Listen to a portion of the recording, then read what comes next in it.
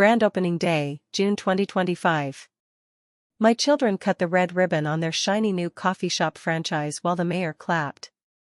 I rolled up in my wheelchair, pearls shining, lawyer at my side, and handed them certified copies of 6 quitclaim deeds. Congratulations, babies. You just opened a business on Mama's land, and the lease ends today.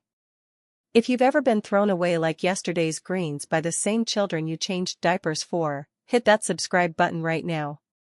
This is the slowest, sweetest, fully legal foreclosure ever served with a side of caramel macchiato. And yes, baby, I'm the mama who still owned every brick. My name is Beatrice Marie Coleman, Miss B to every soul who ever tasted my biscuits or needed a lap to cry in. 78 years old, born in a tin roof house outside Clarksdale, Mississippi, where the cotton rows stretched so far you could see tomorrow coming. Daddy, Mr. Roosevelt Coleman, was a sharecropper's son who decided his children would never bow to another white man for a roof. He worked 3 jobs, plowed by day, drove a truck for the co-op by night, preached revival on weekends for love offerings and fried chicken. Mama took in washing and kept a garden that fed half the colored folks in Coahoma County when the commissary cut credit. In 1962, the year I turned 15, Daddy walked into the white landowner's office with $6,800 cash wrapped in a Prince Albert tobacco can and bought 68 acres of the richest Delta dirt God ever made.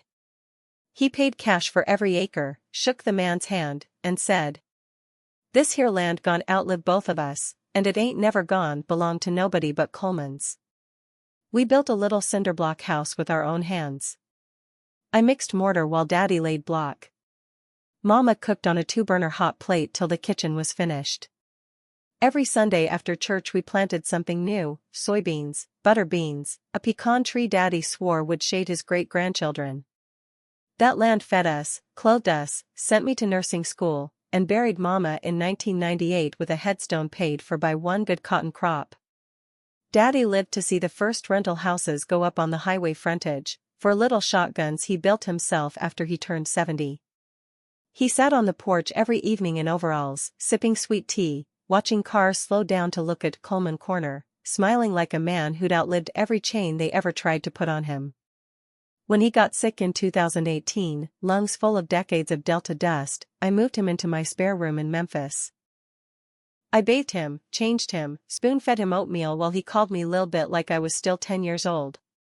The night he died, February 14, 2019, Valentine's Day, he squeezed my hand so hard his wedding ring cut me and whispered, "Don't sell the dirt, B. Promise me." I promised with tears dripping on his knuckles. I sold the farmland in 2020 for $4.2 million. I cried the day the surveyor put up the new markers, but I took that money and honored Daddy the only way I knew how. I bought more dirt. 6 commercial storefronts on Poplar Avenue in East Memphis.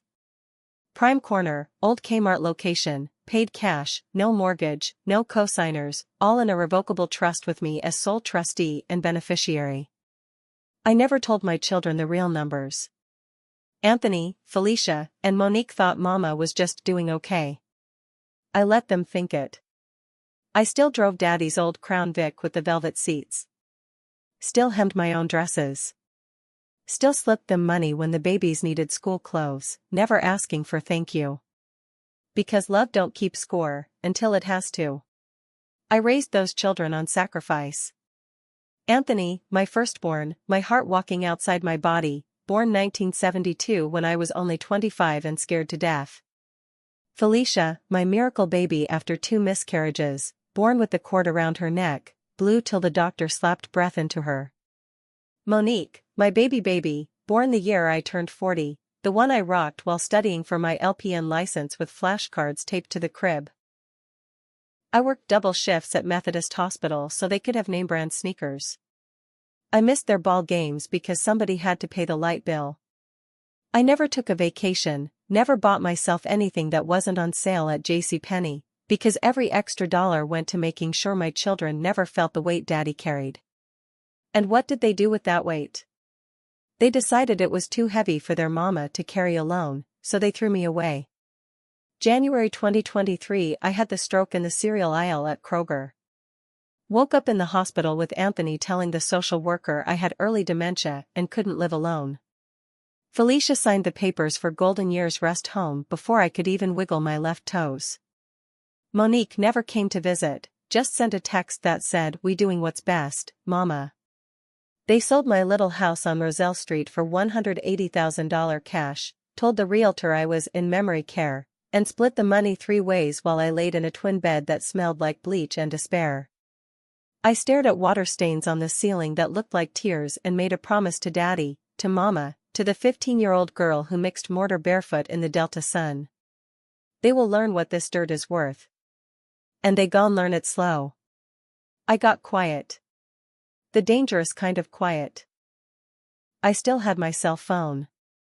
I still had my lawyer, Mr. Charles Whitfield, ESQ, Daddy's godson, who visited every Sunday with fried catfish and updates. I signed papers with my good right hand while the aides thought I was napping. I transferred every storefront into 6 separate LLCs, still owned by the trust, still controlled by me. I leased the corner spot to my children for their Bean and Dream coffee shop franchise at $1 a year because Mama wants to help. They never read the fine print that said I could terminate with 30 days notice. They renovated with my money, new hardwood floors, Italian espresso machines, Instagram walls.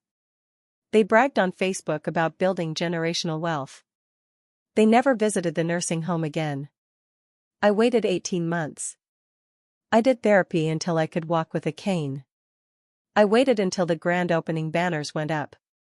June 14, 2025, Flag Day, Juneteenth weekend, Mayor cutting the ribbon, news cameras rolling. I rolled in at 10:03 a.m. in my Sunday suit, pearls bright, hair laid, Mr. Whitfield pushing my chair like a throne. The place was packed. My children's faces lit up, until they saw the manila folder. I smiled the smile Daddy taught me when the bank tried to foreclose in '82. Morning, babies. Congratulations on your new business. Here's your 30-day termination notice, served in person, effective today. The locks change at noon. Anthony started yelling, "Mama, this ain't funny." Felicia tried to snatch the papers. Monique just cried. Mr. Whitfield handed the sheriff's deputy the writ of possession. I looked at my children, my own flesh, and spoke soft enough only they heard. Y'all put me where the roaches had more company than I did. Today I'm going home, and y'all going with the roaches. By 2 p.m. the espresso machines were on the curb. By 5 p.m. the health department showed up, somebody called about pest issues. By July they were living in a 2-bedroom apartment off Winchester. I sold the block for $6.8 million, moved into a brand new senior community with a garden view, and hired the sweetest aide you ever met. My children call every Sunday now. I let it ring 3 times before I answer. Some folks think land is just dirt. Real heirs know its memory with a deed attached. That's how Miss B turned a nursing home bed into a front row seat at their eviction. If this fed your spirit and your standards, smash like, subscribe, ring the bell. In the comments tell me the worst place somebody ever put your elder. I always read every last one.